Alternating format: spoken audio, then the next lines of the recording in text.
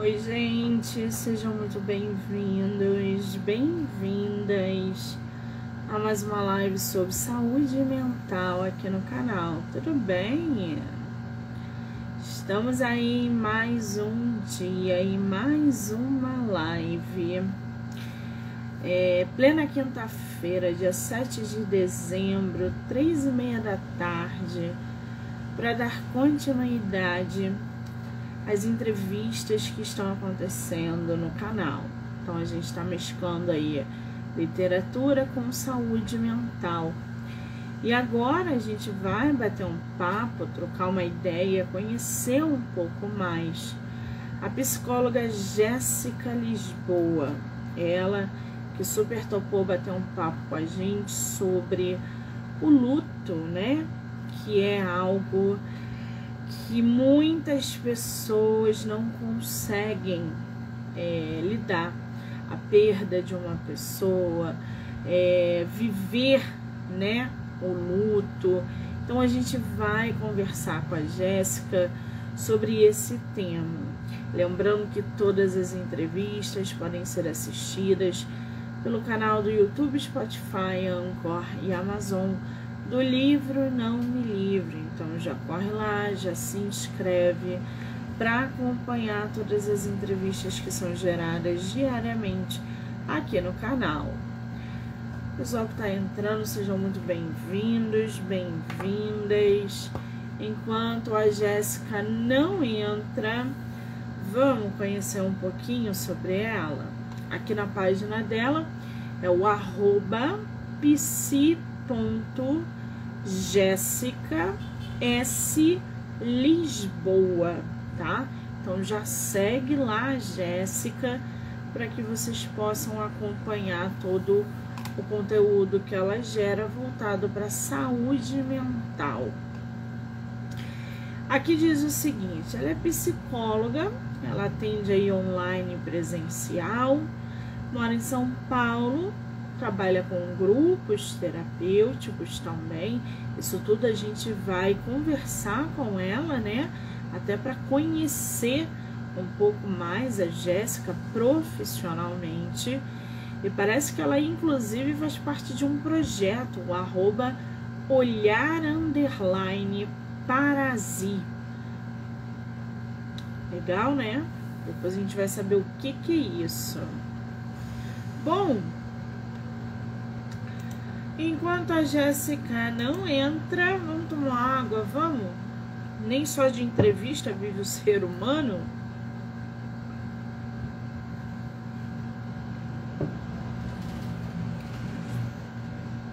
Renata, um beijo.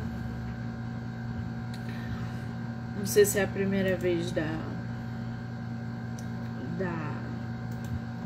Jéssica, né? Não sei se ela tá perdida, se não tá. Vamos mandar mensagem para ela.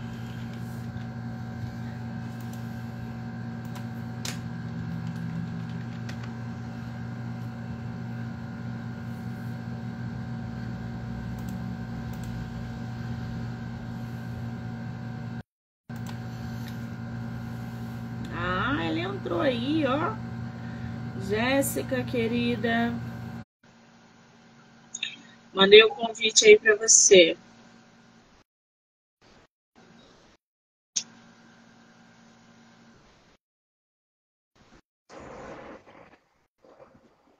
Olá.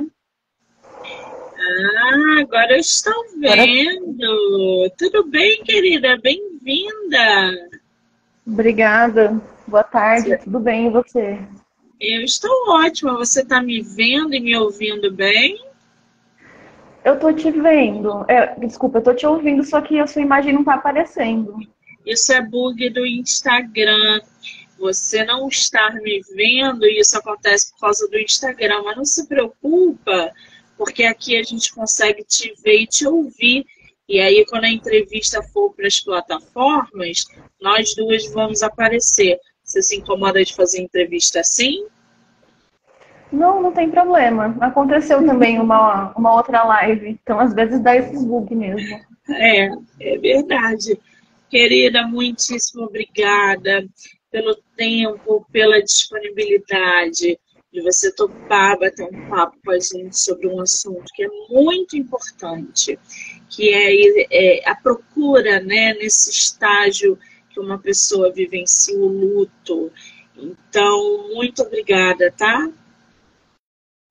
Imagina, eu que agradeço o convite e também a oportunidade aqui de participar. Você é de qual lugar do Brasil? No momento eu moro em Guarulhos, na região de São Paulo. Ah, que bacana. Conhece o Rio? Não conheço, ainda não tive a oportunidade, mas eu tenho vontade de conhecer. Maravilha. Quando vier, mande mensagem para a gente tomar uma água de coco em Copacabana, tá? Pode deixar. Muito bem. Ô, Jéssica, para a gente começar o nosso bate-papo, fala um pouquinho sobre a sua atuação dentro da área, público que você atende, faixa etária, atendimento, enfim, para que a gente possa aí conhecer você. Tá. Bem, assim, eu não atendo assim só especificamente pessoas que estão passando por luto. Eu atendo diversas demandas. Só que esse assunto do luto me começou a chamar mais atenção na faculdade ainda. Que o meu TCC ele foi sobre os cuidados com o atendimento psicológico, né, com os familiares de pacientes em fim de vida e também que estão em cuidados paliativos.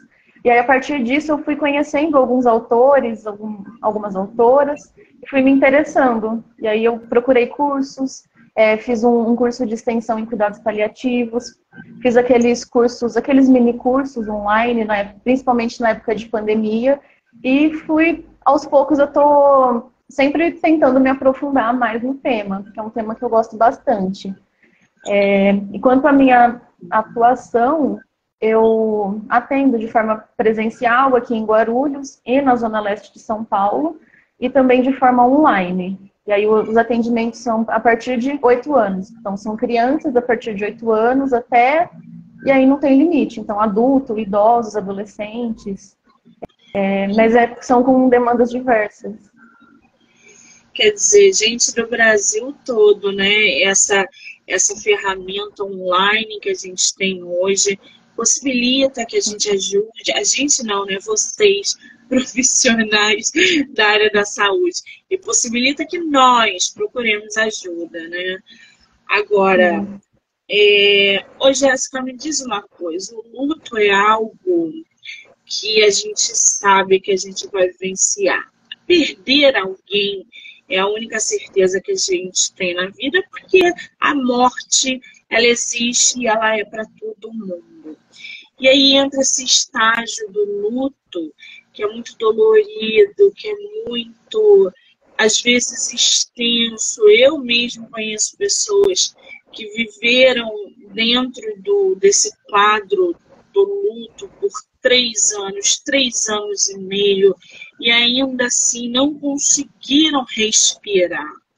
Como é que o luto aí pode afetar a saúde mental de uma pessoa? Eu acho que primeiramente é o que você falou, né? Todo mundo vai passar pelo luto, querendo ou não, né? Então, infelizmente é uma coisa que a gente vai vivenciar. Então, quem nunca passou por um luto, seja ele por um familiar, um amigo, um animal de estimação, por qualquer tipo de perda, em algum momento vai enfrentar o luto, porque ele faz parte da nossa existência, né? Passar por essa experiência. E aí até mesmo, se a gente for levar em conta os outros tipos de perdas, nós temos os lutos que são considerados simbólicos, né? Que são por fim de relacionamento, perda de emprego, perda de alguma amizade, perda assim, de alguma situação, uma mudança muito brusca, por exemplo, mudança de cidade, são coisas que também podem se relacionar com o luto. Mas claro que a gente tem esse luto da perda, falando mais da morte mesmo, né? E assim, é um processo que não tem um tempo para acabar. Então, é claro, a gente sempre fala, né, dentro da área da saúde, que com o passar do tempo, o natural é a pessoa, aos poucos, se habituar com a ausência daquela pessoa que partiu e essa perda não afetar tanto o cotidiano dela com o passar do tempo. Porque no início não tem como, vai afetar e vai afetar muito. Só que quando essa pessoa começa a ter dificuldade em continuar os planos dela, aí é que se fala de um luto que é chamado até de luto complicado. Que aí demora mais a diminuir, né, as questões relacionadas ao luto. E essa pessoa não consegue prosseguir com as atividades. Sim, Agora, o luto, ele é um estado, minto, ao contrário, né? A depressão, ela é um estágio do luto. Qual é a relação da depressão com o luto? Quem está enlutado geralmente tem depressão? Como é que isso funciona no luto? Tá. Não necessariamente uma pessoa que está em luto, ela vai passar por depressão, né? Então, assim, a pessoa vai enfrentar muitas vezes um sofrimento, uma tristeza, uma dor, mas isso é tudo relacionado ao luto e é natural. Então, realmente, só começa, né, novamente, né, só começa a ser um problema quando isso começa a afetar toda a vida dela. Então, ela não consegue fazer mais as atividades. E aí, realmente, pode se desenvolver para um quadro de depressão junto com o processo complicado de luto. Aí a pessoa já não, como eu falei, não consegue desenvolver as atividades, é como se ela não tivesse força mesmo para continuar. E isso pode acontecer e se desenvolver mesmo antes do luto se dar, né? Que mesmo antes da perda, da pessoa começar a vivenciar tudo isso, mesmo antes de perder aquela pessoa. Por exemplo, acontece em casos de pessoas que perdem algum ente querido, algum amigo por alguma doença. Então, alguma Sim. doença que vai avançando com o tempo. Sim. Pois é, você tocou num ponto bom aí. Porque a gente às vezes procura por ajuda quando está no fundo do poço, né? Principalmente na hora de perder uma pessoa. Por exemplo, a minha mãe foi diagnosticada com câncer em 2021. Logo depois que ela foi diagnosticada, eu imediatamente comecei o tratamento. Ela começou o tratamento e eu comecei o tratamento terapêutico. Exatamente para que, na hora eu já pensando lá na frente, na hora da perda, na hora da partida, eu pudesse vivenciar essa perda um pouco melhor, se é que a gente pode dizer, usar esse termo.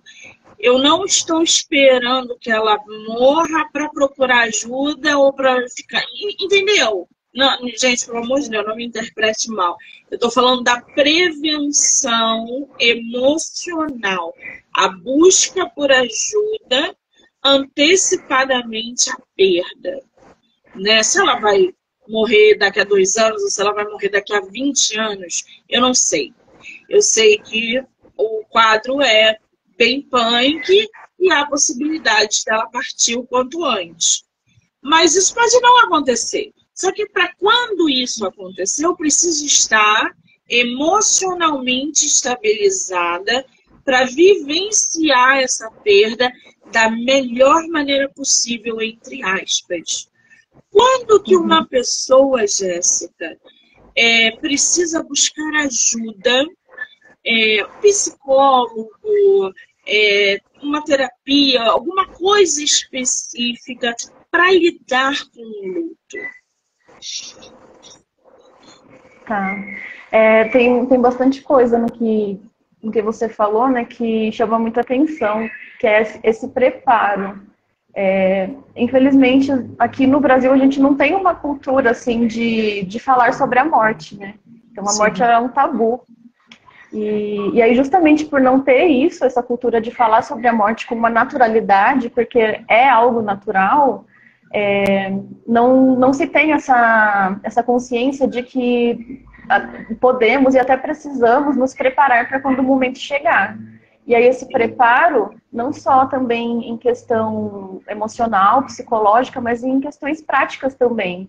De decidir, por exemplo, se eu tenho a consciência de que uma pessoa da minha família está doente, o diagnóstico é de que, não sei, a possibilidade de cura é muito baixa, então, junto com essa pessoa, nós já vamos começar um processo de saber, por exemplo, o que ela quer fazer se ela chegar num estado de doença muito avançada, onde ela não puder mais responder por ela mesma, e aí eu vou me tornar responsável, o que ela quer que eu faça. Enfim, os preparos são diversos, né? E realmente é importante isso. Agora, isso até ajuda mesmo no processo de luto, porque imagina, você num processo de luto, tendo que lidar com a perda, né, a não existência daquela pessoa que até pouco tempo atrás existia ali para você, né, em presença física, e ainda assim, mesmo com a dor do luto, ter que lidar com um monte de burocracia que faz parte. Então, ir atrás de, às vezes, do plano funerário, coisas do cemitério, coisas assim que são mais burocráticas. Então, o preparo ajuda bastante. Desculpa, pode falar. E assim, né? Não, tudo bem. E aí, assim, né? Quando se fala que alguém precisa de procurar ajuda, justamente quando ela não está conseguindo mais lidar. Então, você vê que uma pessoa que... Não dá para falar assim que existe um tempo. Geralmente, o que algumas pesquisas dizem é que, geralmente, né, o primeiro ano do luto é o pior, porque vai ser o primeiro ano em que tem todos os aniversários, comemorações, coisas assim do cotidiano da pessoa, em que ela vai lidar com aquela falta. Mas assim, isso pode se prolongar, e aí a necessidade de buscar ajuda é justamente quando já está passando um tempo e aquela pessoa ela não consegue ter uma perspectiva ali de futuro, uma perspectiva, não consegue prosseguir com o trabalho, não consegue prosseguir com as atividades dela do cotidiano. E aí, até mesmo para diferenciar com uma depressão, nesse caso, né, diferente da depressão, sempre vai ter o assunto da morte rodeando ali tudo que a pessoa fala, tudo que a pessoa faz. Então, a morte daquela pessoa que ela perdeu vai estar sempre ali presente. Muito bem. Agora, como é que o luto, Jéssica, como é que o luto é trabalhado aí nas sessões? Como é que... Eu vou falar de um modo geral, mas você pode falar de você, tá? Nas suas abordagens. Mas como é que é esse processo do luto sendo tratado nas sessões terapêuticas? No caso, isso já vai depender muito de cada situação, né? Mas a princípio é sempre, no meu caso, assim, na minha prática, eu começo sempre com aquele acolhimento, de deixar a pessoa falar bastante, muitas vezes falar do como ela se sente, e deixando claro para ela que o espaço terapêutico ele é um espaço seguro e sem julgamento, onde ela realmente pode colocar ali tudo que ela está sentindo. Porque às vezes ela tinha uma questão com a pessoa que morreu e fica com aquele bloqueio, aquele julgamento de, eu não posso, às vezes, sei lá, sentir raiva, por exemplo, de alguma coisa, porque eu estou sendo errada porque essa pessoa morreu. Isso é só de exemplo. Mas, então, assim, a princípio é um acolhimento mesmo, acolhimento de qualquer coisa que pode surgir referente àquele luto. E aí, com o passar do tempo, e aí esse processo ele vai depender mesmo de cada um, para algumas pessoas é mais rápido, para outras não. Com o passar do tempo, a intenção, né, da terapia é ajudar aos pouquinhos a pessoa a ressignificar a existência dela sem a presença daquele ente que ela perdeu, né? Seja família, seja amigo, seja um animal de estimação, ou seja alguma situação da vida, né? Alguma outra situação da vida. A perda do trabalho, o relacionamento.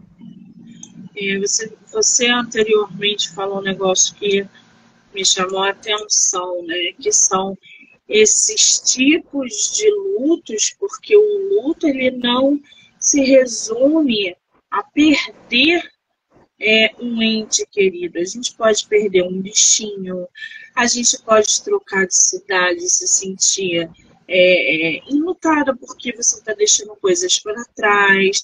Existem vários tipos ali de você vivenciar o luto.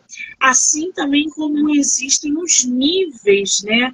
Os níveis de luto, Jéssica, eles são feitos a partir de que dinâmica? Existe, não, a fulana, na sua avaliação, por exemplo, a paciente chegou aqui com um quadro de luto, mas ela se encontra naquele nível 1 ou no nível 2. Existe isso no luto ou ele é padrão? Assim, né, pelo menos na minha prática e dentro da psicologia, não tem muito essa diferenciação. E também não dá para se falar muito em padrão, porque justamente porque cada pessoa vai reagir de um jeito. Tá? A gente entende que, de forma geral, o que está muito presente é a tristeza, a dificuldade de lidar, só que ainda assim, cada pessoa é muito única, né? Então, por isso que não dá para padronizar e não dá para colocar assim em graus, né? E aí, novamente, o que vai mostrar se uma situação está realmente mais complicada ali do que o esperado é quando já se passou ali um determinado tempo e ela realmente está tendo muita dificuldade em prosseguir. Então, é como se o mundo dela estivesse voltado só para aquela falta que ela está sentindo da pessoa que partiu. Ah, muito bem. Você acha aí, você falou que, né, atende desde os 8 anos de idade, crianças, adolescentes, jovens, enfim. Você acha que a idade, ela influencia aí diretamente ou indiretamente a forma como as pessoas lidam com o luto, ou isso não tem nada a ver? Você quer dizer, por exemplo, se uma criança vai lidar diferente de um adulto, de um adolescente? Você acha que a idade influencia isso, por exemplo? Às vezes um jovem lida melhor com o luto do que aquela que está na terceira idade. Às vezes a criança tem uma forma ali, 10, 11 anos, de encarar o luto, como de maneira diferente, às vezes como a mãe e o pai que estão na casa dos 30, 40 anos. Você acha que a idade ela influencia nesse olhar ao luto? Pode influenciar, mas não necessariamente que, assim, dê para afirmar que, sei lá, uma criança, por exemplo, vai lidar melhor ou vai lidar pior. Tem, assim, algumas questões de diferença de idade. Por exemplo, a criança até um certo ponto, eu não vou lembrar exatamente a idade agora, ela não tem muita consciência da finitude, né, da morte. Então, ela pode ter um pouco de dificuldade de entender o que está acontecendo. Só que ainda assim, de alguma forma, ela encontra de lidar com a situação. Às vezes acaba sendo de uma forma que eu não sei, né? Não sei se você já teve o contato ou a experiência de ter alguma criança próxima que perdeu alguém, sejam avós, os pais, tios, amigos, mas geralmente os adultos se preocupam muito, né? De não vamos falar para a criança, vamos, sei lá, esconder, falar alguma coisa, mas qualquer coisa que não remeta à morte, porque ela não vai entender, ela vai sofrer e assim, é claro que eu vejo nisso uma boa intenção da pessoa, porque ela quer proteger a criança de um sofrimento. Só que ainda assim, quando a gente faz isso, a gente está, primeiro, né, considerando que aquela criança não é capaz de encontrar os recursos dela mesma para lidar com qualquer coisa que acontece. E segundo, é que a gente também está privando aquela criança de uma experiência que é dela, né? E aí ela que vai escolher também, ela que vai saber se realmente é um processo fácil ou difícil, ela vai escolher também a forma que ela quer reagir. Então, assim, né? Desculpa, Jéssica, pode falar. Não, eu só ia finalizar, né, que assim, existem sim as diferenças, mas não dá para falar que uma faixa etária é mais fácil ou mais difícil. Entendi. Agora é interessante isso, né? Porque é, quando a gente lida com criança e fala da morte, é isso que a Jéssica falou anteriormente. Aqui no Brasil, falar da morte é como se fosse proibido. As pessoas não gostam, não querem pensar que a morte. A gente fala em cemitério, nossa, fica todo mundo. Ai, que cemitério, Deus me livre. Gente, ainda é um tabu muito grande falar sobre a morte, e eu acho que isso também influencia diretamente a pessoa no momento da partida não lidar bem com a situação. A pessoa fica que nem uma barata tonta. Ela não sabe se ela sofre, se ela resolve o negócio do enterro. Ela não tem, ela fica ali desnorteada, porque ela não se preparou emocionalmente para o momento. Ela não fala sobre o assunto ao longo da vida. Ela não quer falar sobre a morte. A morte é como se fosse... Eu tenho uma irmã assim. A minha irmã, você fala com ela sobre a morte, parece que, nossa senhora, é uma coisa de outro mundo. E aí eu fico pensando como que o baque emocional com essa minha irmã vai ser na hora da partida, né? Porque ela não fala sobre a morte, ela não trabalha as emoções que são voltadas ao luto. Então, quando chegar nela, né, nesse perfil de pessoa, ela vai desmoronar. Essa pessoa tem a probabilidade de ficar enlutada durante muito tempo sem que isso se abra para ajuda. E no momento do luto, se a gente não se abrir para ajuda, se a gente não buscar ajuda, dificilmente a gente vai conseguir sair desse luto de maneira saudável. Vai sempre ficar sentimentos, culpa, ressentimento. Começa a envolver um monte de coisa que na terapia a gente acaba aí tendo que enfrentar. Então a morte ou a gente enfrenta de modo dentro da prevenção, ou a gente encara ela nua e crua na hora do acontecimento. Hoje, Jéssica, a procura dentro desse quadro de luto é mais de homens ou de mulheres? Assim, dentro assim, da minha experiência, tá bem misto, assim, tá bem misturado. Então, teve na época da pandemia principalmente.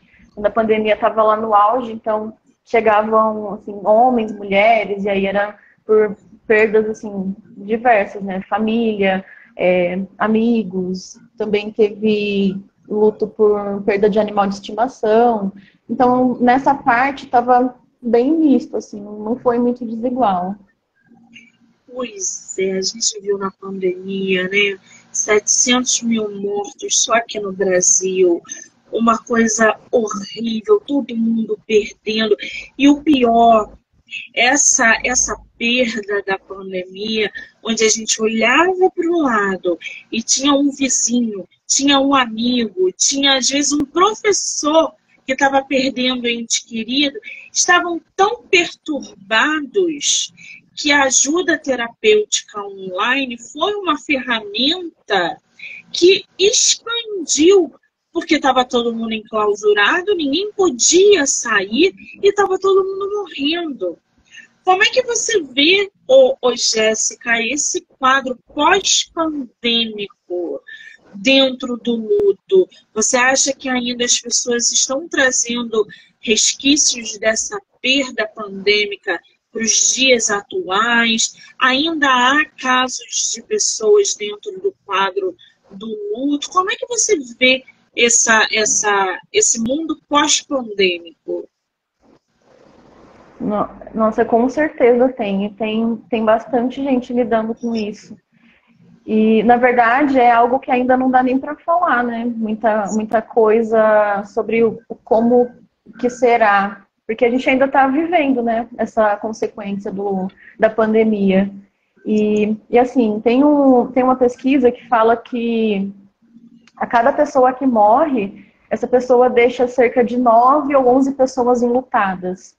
E aí você imagina, na pandemia, mais ou menos 700 mil mortes. Quantas pessoas que viveram e que estão vivendo o luto até hoje?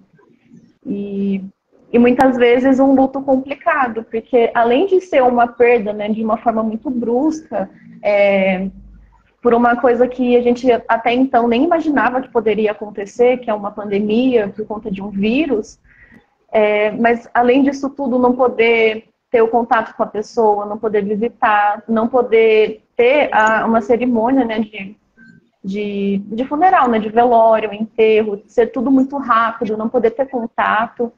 Então, isso tudo interfere muito na forma que aquela pessoa vai enfrentar o luto, porque são rituais, assim, que fazem parte da nossa sociedade, que são importantes, não tem como falar que não é. Exatamente. A gente não podia enterrar o nosso ente na pandemia. Ele ia para o hospital, a gente não sabia se ia vê-lo novamente. A gente não se despedia. A gente torcia para que voltasse. Eu sempre que eu passei por isso, eu fui internada, fiquei 1 ano e meio, 1 ano e 8 meses dentro de casa, sem sair de casa. Peguei Covid dentro de casa, sabe o quê? Recebendo alimento. E fui contaminada segunda, fui internada sexta. Eu quase morri. Se eu tivesse morrido, eu não teria me despedido de ninguém, porque não deu tempo. Então, a gente estava perdendo pessoas na pandemia sem se despedir, sem poder enterrar, sem poder fazer velório. Né? Então, como é que se passa por isso tudo de uma maneira saudável? Não tem como. Tem que buscar ajuda. E aí entra esse papel importante dos terapeutas, dos psicólogos, abrindo esse leque online, onde pessoas do Brasil inteiro precisavam de ajuda emocional. Eu vi vídeos de pessoas fazendo terapia online, usando 1 hora, 1h30, chorando. E a terapeuta do outro lado da tela, sem falar nada, porque aquela pessoa só precisava chorar. Olha que loucura isso. Né? Então, assim, um monte de coisa englobou o luto e a perda na pandemia. Agora, Jéssica, quais são os sinais aí de uma pessoa que aparentemente não aceita a perda, o luto, vivenciar esse luto? Às vezes ela está anestesiada. A gente vê casos assim, nossa, mas perdeu fulano agora e tá ali rindo na rede social. Quais são esses sinais que a pessoa demonstra que ela não está aceitando, a ficha não caiu do luto? Isso que você falou realmente pode acontecer, né? Que é uma forma é como se a pessoa estivesse anestesiada. E, querendo ou não, isso é uma forma de proteção mesmo. Uma forma que ela encontrou de se proteger e de lidar com o luto. E assim, um sinal, né, de que ela não está conseguindo processar muito bem esse processo do luto é justamente esse, e também em casos de quando alguém, por exemplo, a pessoa trabalhava e aí ela perdeu alguém assim que era muito importante para ela, assim, era um vínculo muito significativo. E aí todo mundo ali espera que ela fique, nossa, que ela vai, sei lá, vai ficar muito mal, o mundo dela vai desabar. Só que aí você olha para a pessoa está seguindo como se nada tivesse acontecido, e aí você percebe que ela praticamente dobrou, triplicou a quantidade de trabalho. E aí é realmente um excesso tentando suprir essa falta da pessoa que não está mais ali. É uma forma que ela encontra de lidar, né, uma proteção, só que também não é saudável, porque, é claro, na maioria das vezes que isso acontece, a pessoa ela não está fazendo isso de forma consciente.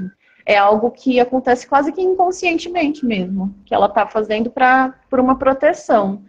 Só que é algo que realmente tende a adoecer, e adoecer muito, porque ela não está sentindo, né, se permitindo sentir e lidando com aquilo. É como se ela estivesse jogando numa caixinha e deixando para lidar depois, Só que essa caixinha vai enchendo, vai enchendo, vai enchendo, até o momento que transborda. E, então, assim, esse pode ser, sim, é um dos indicativos de que a pessoa tem. Porque não é diferente, gente, por exemplo, do caso da Suzane, né, que matou os pais. Ela ali, estava todo mundo achando que ela ia vivenciar o luto, e nanana. Alguns profissionais falaram que, na época, que ela estava dando aquela festa pós-morte dos pais para tentar lidar com o luto, que ela não queria aceitar o luto, a perda, e na verdade não foi nada daquilo, foi porque ela era uma psicopata mesmo, né?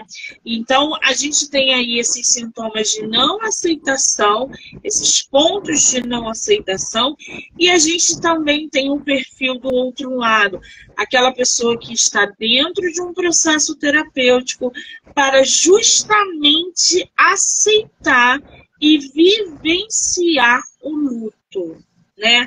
Pode ser por um ano, pode ser por 2. Existe um tempo estipulado para uma pessoa viver o luto, Jéssica? Ou isso é muito relativo? Realmente não tem um tempo. Justamente porque cada pessoa é única, né?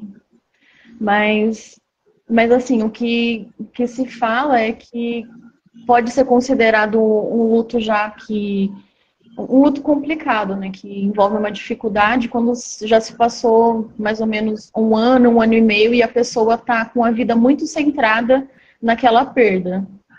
Só que ainda assim, né, é claro, nesse caso é indicado que a pessoa procure uma ajuda profissional, sim, para trabalhar essas questões relacionadas ao luto, mas ainda assim não dá para garantir que vai ser assim com todo mundo. Então, sim. Até porque... Oi, desculpa, pode falar. Não, pode falar. Até porque, se a gente for pensar, o luto não é bem um processo que tem um início, um meio e um fim bem marcado. Porque aquela perda que a pessoa sofreu, ela vai fazer parte da vida da pessoa enquanto ela existir.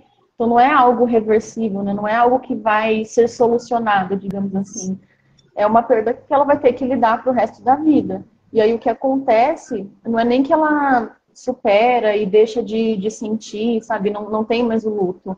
O que acontece é só que aquela dor vai amenizando. E aí, aos poucos, com o passar do tempo, ela vai aprendendo a reconstruir a vida dela com aquela ausência.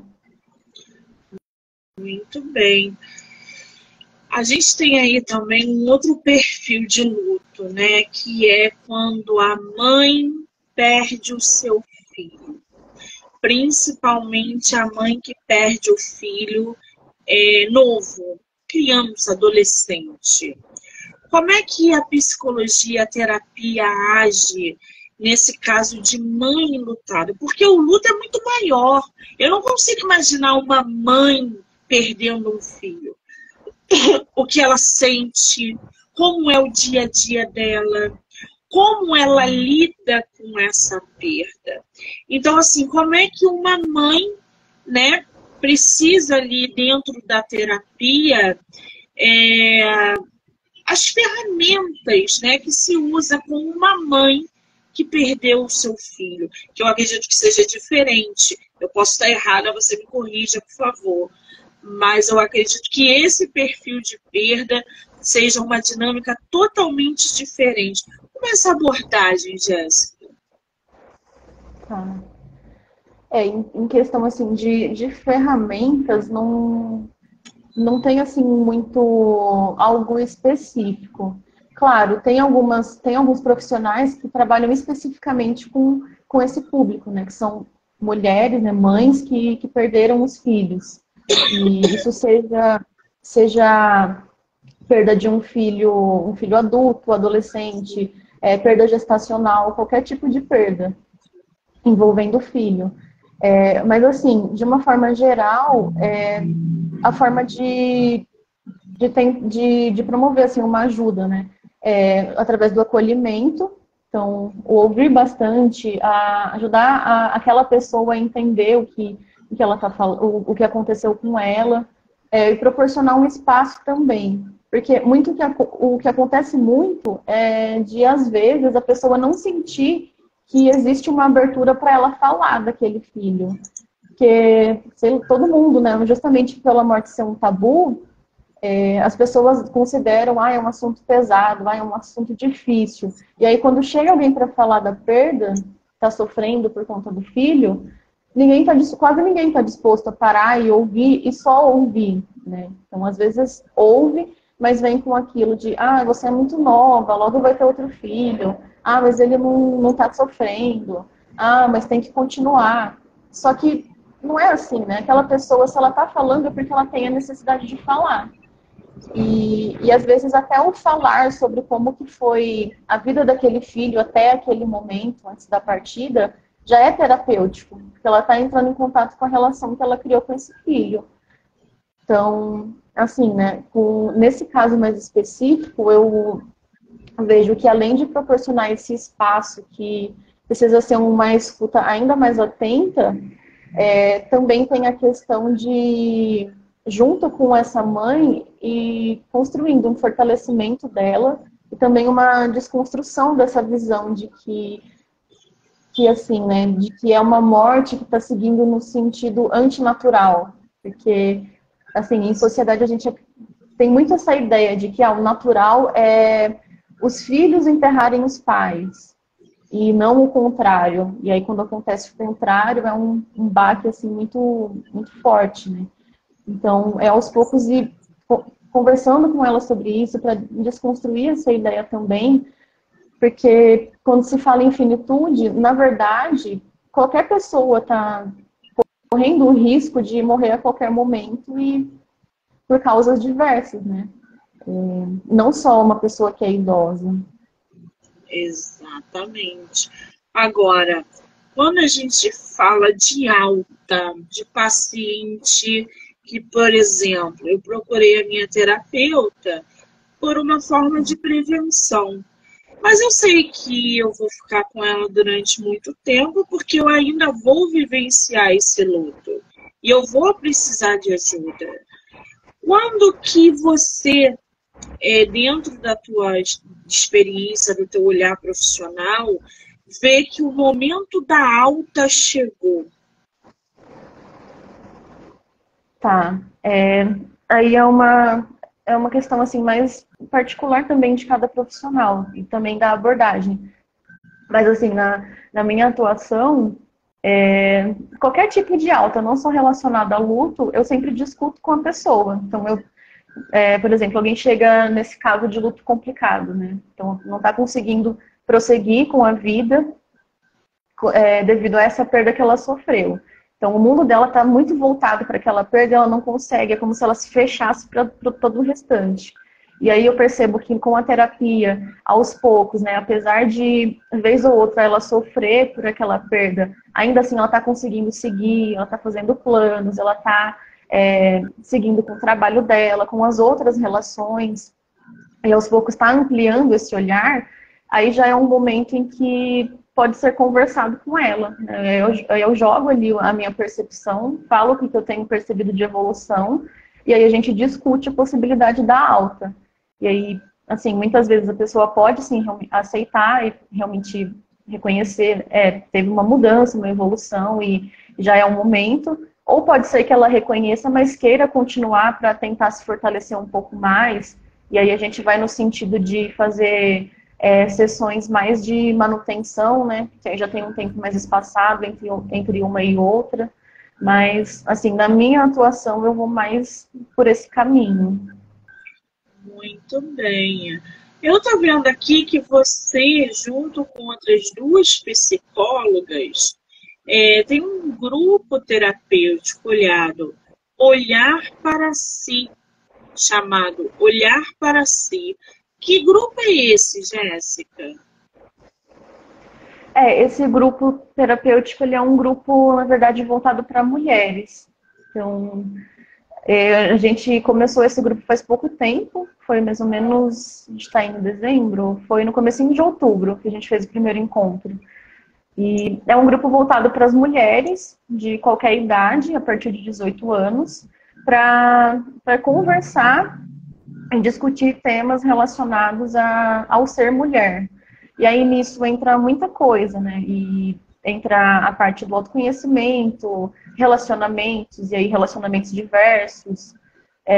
No último encontro que a gente fez online, a gente falou do relacionamento entre mães e filhos, e a gente tem também assim uma agenda onde a gente pretende entrar também nesse assunto do luto. Enfim, é um grupo voltado para mulheres e onde a gente vai conversando sobre vários temas com o passar do tempo.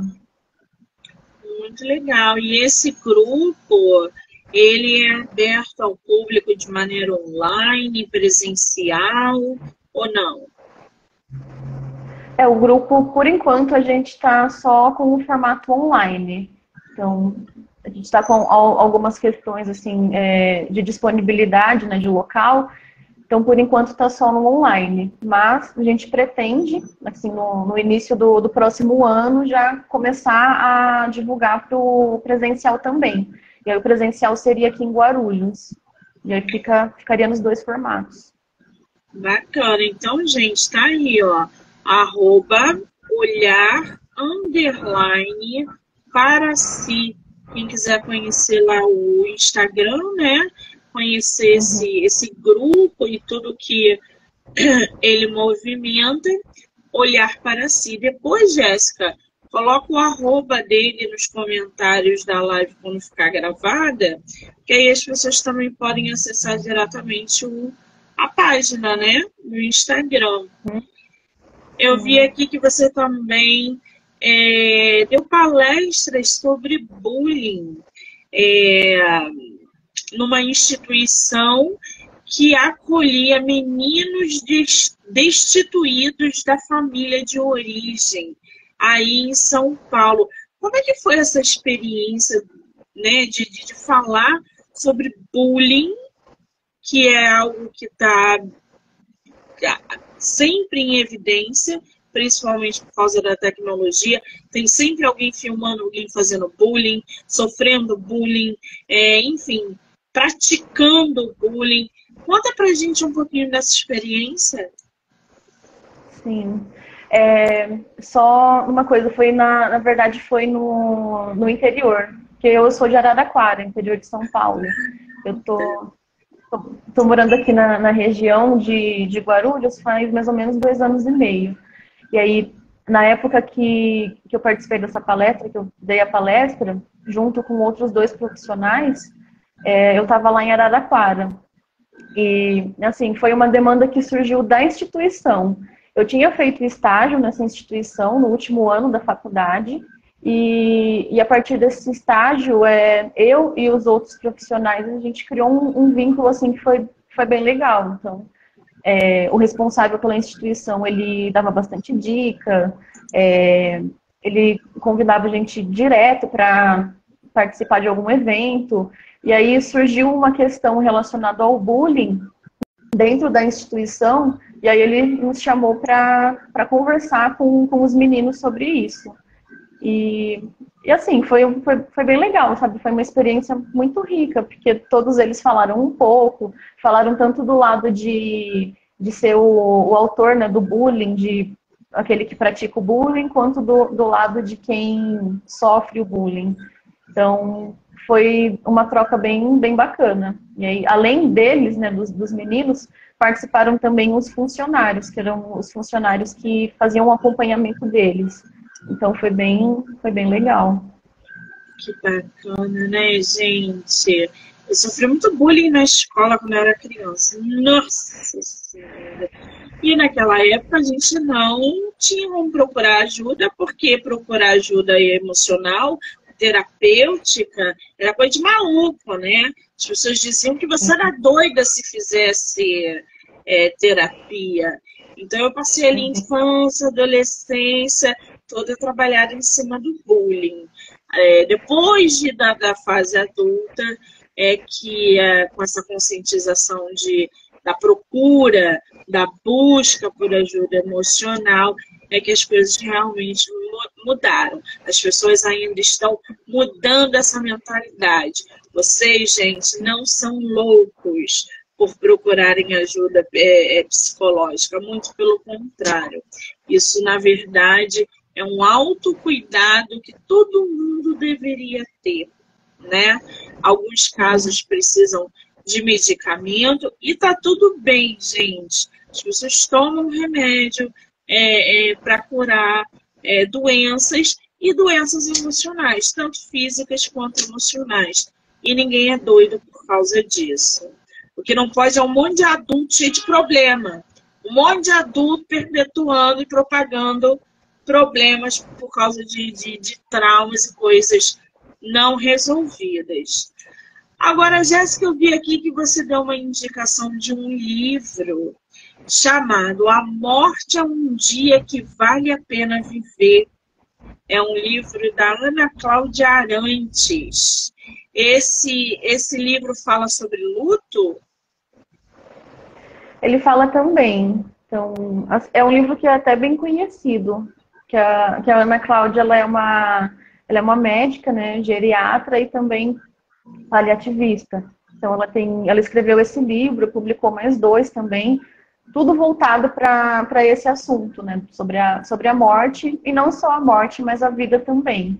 Porque o falar de morte também pode abrir um espaço para falar sobre a vida.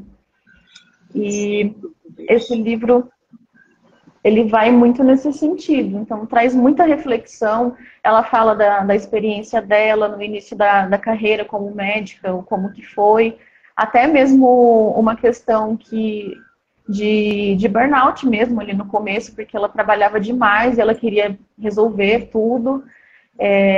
E além disso entra a questão do luto, o quanto que os profissionais estão ou não estão preparados para atender pessoas enlutadas. E aí profissionais que eu digo não só assim na área da psicologia, mas médicos, enfermeiros, todos assim que estão na área da saúde. E é um livro interessante nesse sentido. Fala, pode falar. É porque eu fico escutando você que está chegando atrasado aqui. Aí parece que eu te corto. Você pode concluir, por favor, Jéssica. Não, para mim também. Eu não sei se eu falo, se eu continuo, ou se você quer falar, porque eu não estou te vendo. Aí fica mais difícil. Não, é porque está chegando atrasado. Não se preocupe, pode concluir. Tá, não, tudo bem. E assim, esse livro ele é interessante nesse sentido, né, de falar sobre a morte, sobre a vida, mas também para falar do quanto que é importante os profissionais da saúde, principalmente, se informarem sobre isso. Porque, às vezes, até um médico tem a dificuldade de dar um diagnóstico para o paciente, sabe? Ele não fala as coisas de uma forma muito clara, porque aquele assunto de morte não está bem resolvido para ele. E aí, como ele não consegue lidar com isso, ele entende que o paciente não vai conseguir também e acaba, às vezes, ocultando muita informação. Então, esse livro ele é bem informativo nisso também. Muito bem, já fica aí a dica do livro que a Jéssica postou, gente. Jéssica, querida, qual é o seu Instagram? O Instagram é o @ né, psi.jessicaslisboa. Muito bem, eu vou marcar a Jéssica aqui como colaboradora na entrevista. Vocês podem assistir pelo Instagram dela, pelo meu, e em todas as plataformas do podcast, do Livro Não Livro, canal do YouTube, Spotify, Anchor e Amazon.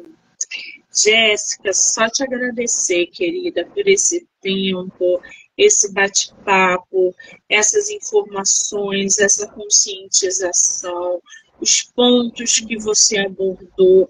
Foi realmente incrível. Estou muito feliz de ter você no meu projeto. Muitíssimo obrigada. Volte sempre que você quiser, tá? Pode deixar.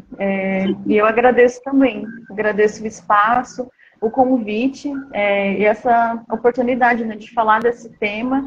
E querendo ou não, contribuir também, né, junto com você, para essa construção de um conhecimento sobre a morte, sobre o luto e da importância de se falar sobre isso. Então, muito obrigada mesmo. Eu é que agradeço. Quero agradecer a todo mundo que entrou, que saiu, que ficou aqui com a gente, dizer que já já eu volto com mais bate-papo. Beijo, Jéssica. Obrigada, querida. Beijo, obrigada.